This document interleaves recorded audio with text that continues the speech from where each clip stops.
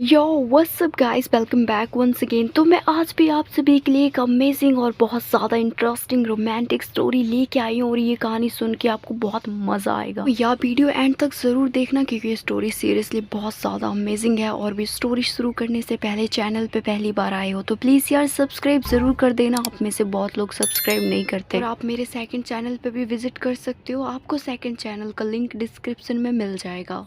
तो कहानी शुरू करते हैं। कहानी शुरू होती है एक लड़की से जिसका नाम है ईसा और ये इंदौर में रहती है। ईसा अभी 10th क्लास में पढ़ती है और इसकी फैमिली में इसकी दो बड़ी बहनें हैं। इसके मम्मी पापा है जो कि बहुत ही एजुकेटेड है और वो पेशे से टीचर है। ईसा अपने घर में सबसे छोटी है जिस वजह से इसे बहुत प्यार मिलता है और ये सबके सर पे चढ़ के नाचती भी है। मतलब कि ईसा बहुत जिद्दी है और ये जो काम बोल देती है वही करती है, जो इसके मन में आता है वही करती है। और मैं आपको बता दूं कि ईशा को मॉडलिंग में और छोटी मोटी वीडियोस बनाने में जैसे कि रील्स और टिकटॉक बनाने में इसको बहुत इंटरेस्ट है। इसी आदत के वजह से ईसा ने ये ठान लिया है कि उसे एक मॉडल बनना है और मॉडल से बढ़ के उसे एक एक्टर भी बनना है। जब वो अपनी फैमिली से इसके बारे में डिस्कस करती है तो उसकी फैमिली साफ साफ मना कर देती है क्योंकि उसकी मम्मी बोलती है कि बेटा हमारे घर में सब सरकारी नौकरी वाले हैं और ये एक्टिंग में मॉडलिंग में बहुत सेक्रीफाइस करना पड़ता है, बहुत कॉम्प्रोमाइज़ करना पड़ता है और तेरे से ये सब नहीं हो पाएगा। तो ये जो तेरे सर पे मॉडलिंग का भूत चढ़ा है उसे उतार दे और अपना 10th पास कर और 11th क्लास में एक अच्छी सी स्ट्रीम ले ले जिस वजह से तेरा भविष्य बन जाएगा। और ये मॉडलिंग एक्ट्रेस में कुछ नहीं रखा है तो इस सब की बात मेरे सामने दोबारा ना हो। अपनी मम्मी की बातें सुन के उसका दिल टूट जाता है। वो कमरे में जाती है और फूट फूट के रोने लगती है। तभी ईशा की बड़ी बहन उसके कमरे में आती है और अपनी बहन को गले लगा लेती है,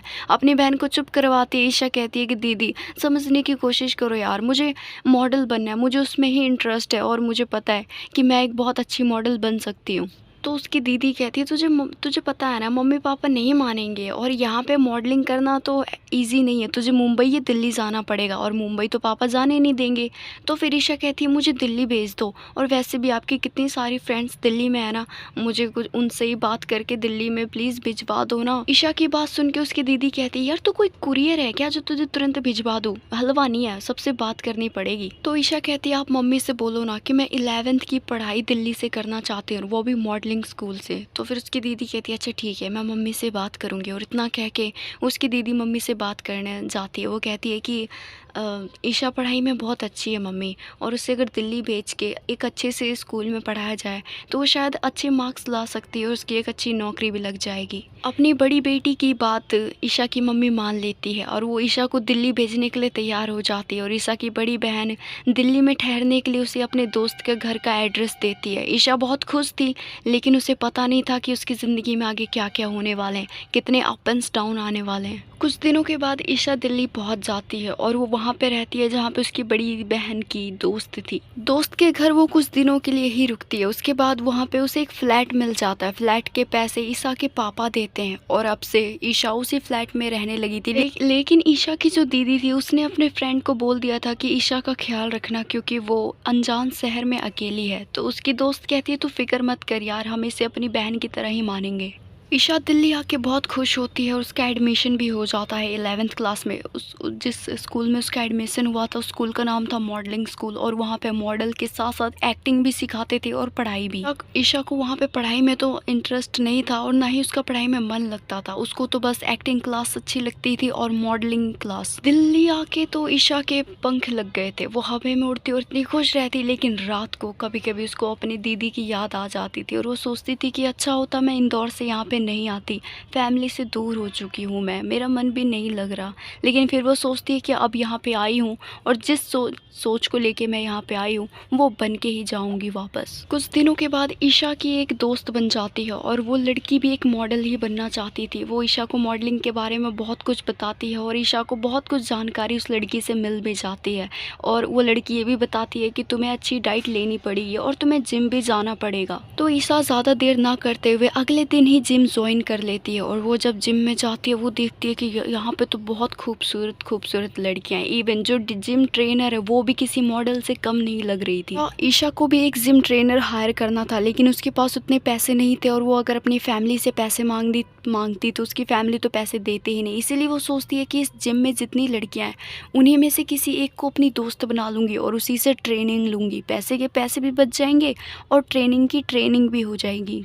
ईशा दोस्त तो बनाना चाहती थी लेकिन उसे डर लग रहा था। वो सोच रही थी कि अगर मैं इन लोगों से दोस्ती करूँगी और इन लोगों को इंटरेस्ट नहीं होगा मुझ में तो कहीं मेरी बेइज्जती ना कर दे। और वैसे भी ईशा को लग रहा था कि यहाँ पे जो लड़कियाँ हैं इनमें से एटीट्यूड वाली तो होंगी ही, इसलिए ईशा खुद से ही एक्सरसाइज करती है। लेकिन उसे नहीं पता था कि किस बॉडी पार्ट के लिए कौन सी एक्सरसाइज करनी चाहिए और कौन सा डंबल और कितने किलो का उठाना चाहिए। लेकिन फिर भी वो अच्छे से एक्सरसाइज कर रही होती है। और फिर जो उसकी दोस्त बनी थी स्कूल में वो बताती है कि यहाँ पे मॉडलिंग के लिए एक कंपटीशन हो रहा है और तू अपना नाम वहाँ पे डलवा दे, अगर तुझे सिलेक्ट कर दिया तो तू भी रेम वॉक कर सकती है। ईशा को ये सुन के बहुत खुशी होती है और वो भी ये डिसाइड करती है कि उसे भी रनवे पे वॉक करना है। इसीलिए वो तुरंत वहाँ पे जाती है जहाँ पे कंपटीशन हो रहा था और अपना नाम डलवा देती है।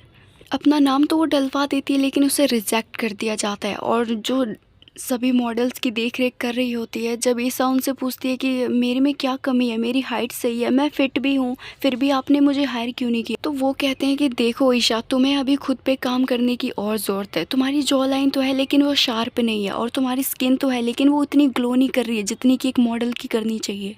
ईशा इन सब बातों को सुन के बहुत डीमोटिवेट हो जाती है और वो वहाँ से जाने लगती है। तभी उसे एक लड़की रोकती है, पीछे से आवाज़ देती है और उस लड़की का नाम था सुनीति। सुनीति की आवाज़ सुन के ईशा रुक जाती है। फिर सुनीति ईशा के साथ जाने लगती है और वो कहती है कि मैंने ना तुम्हें जिम में देखा था। एक्चुअली मेरा तुमसे बात करने का बहुत बार मन किया लेकिन मुझे लगा कि कहीं तुम मुझ में इंटरेस्ट नहीं होगी और तुम्हें मेरे से बात नहीं करना होगा, इसलिए मैं कभी खुद से तुम्हारे पास नहीं आई। तो ईशा कहती एक्चुअली मैं भी जिम में दोस्त बनाना चाहती थी लेकिन मुझे भी वही लगता था जो तुम्हें लग रहा है। और ये सुन के दोनों हंसने लगते हैं और दोनों दोस्त भी बन जाते हैं। और फिर अब सुनीति कहती है कि मुझे पता है और जब वो दोनों जिम जाते थे तो बहुत घंटों घंटों बातें करते थे कि मॉडलिंग में मैं तुम्हारा सिलेक्शन करवा दूंगी, इधर उधर की बातें करते थे।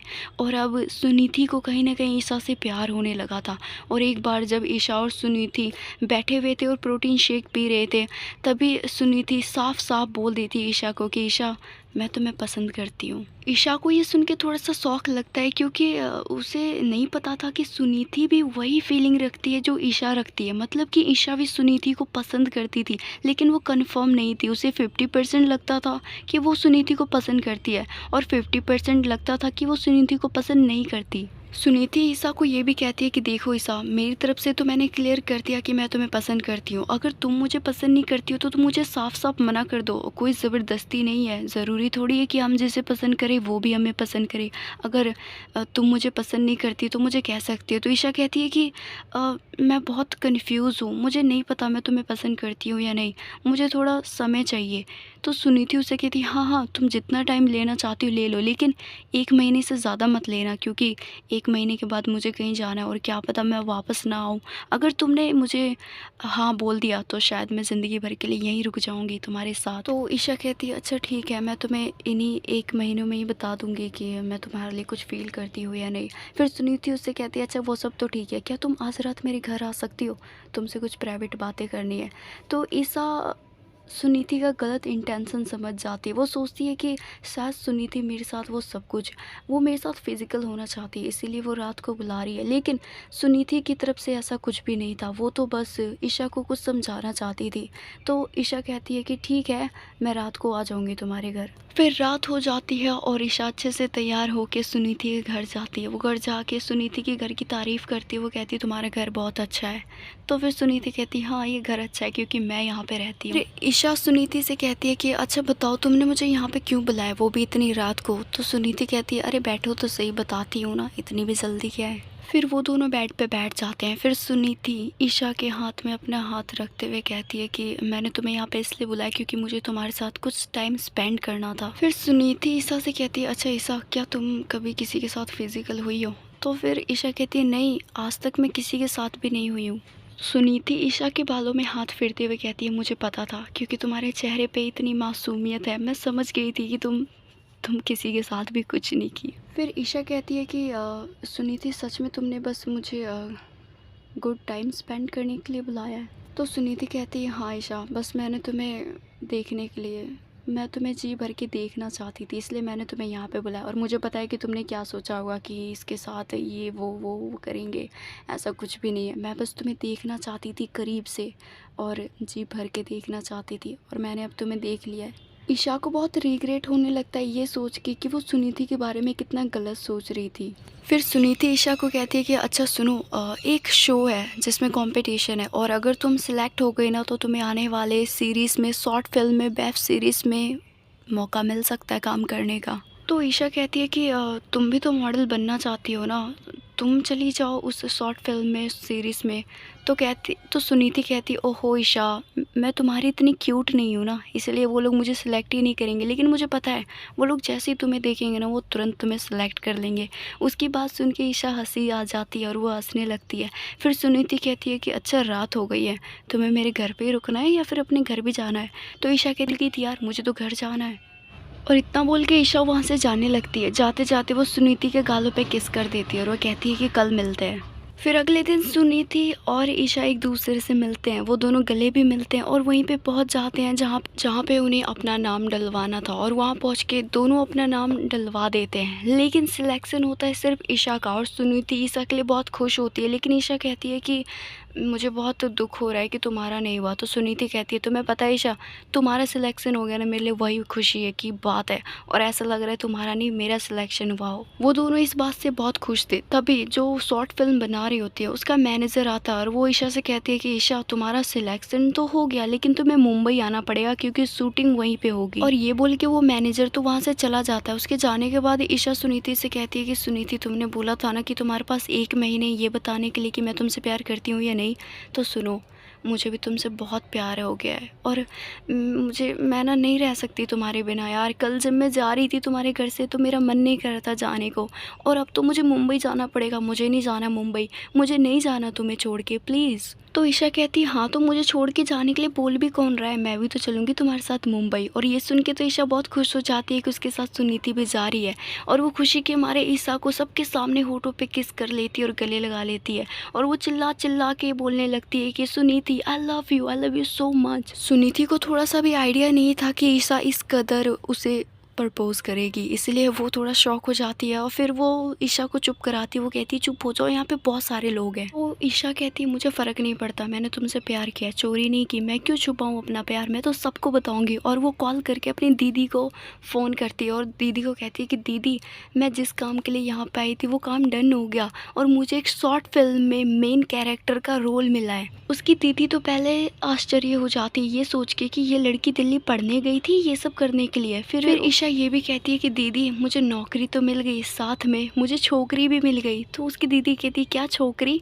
तो फिर ईशा कहती अच्छा दीदी बाद में बात करती हूँ, मैं आपको आके समझाऊंगी सब कुछ। और कॉल कट करने के बाद ईशा सुनीति को फिर से गले लगा लेती है और अब ईशा का करियर भी सेट हो चुका था और अब उसका प्यार भी उसके साथ था, उसे प्यार भी मिल गया और दोनों एक दूसरे को पाके बहुत खुश होते हैं। तो गाइस बस ये कहानी यहीं तक थी। Thanks for watching. वीडियो पसंद आई वीडियो को लाइक करना, चैनल पे पहली बार आए हो तो प्लीज़ यार सब्सक्राइब ज़रूर कर लेना।